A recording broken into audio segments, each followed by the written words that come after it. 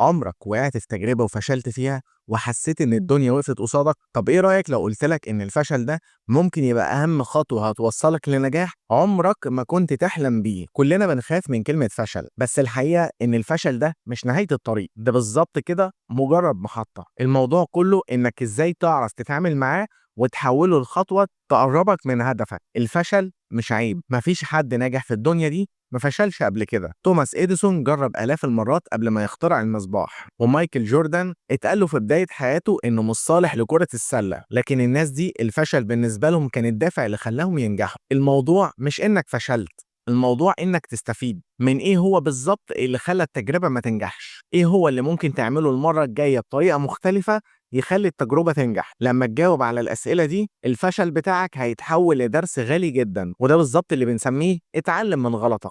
ما تخليش الفشل يكسرك. الفشل ممكن يخليك محبط، بس فعلا الفرق بين الناجح والغير ناجح ان الناجح بيرجع يقوم من تاني. خد لك استراحة وراجع نفسك وبعدين ارجع كمل اقوى من الاول. ازاي بقى تحول الفشل لنجاح؟ اهم حاجة تعترف بالواقع.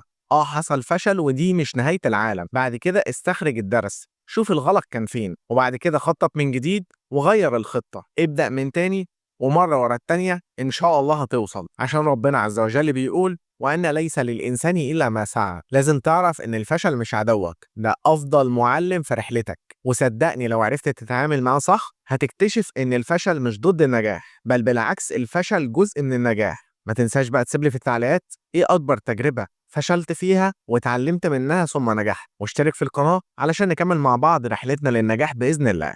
وبس كده، سلام.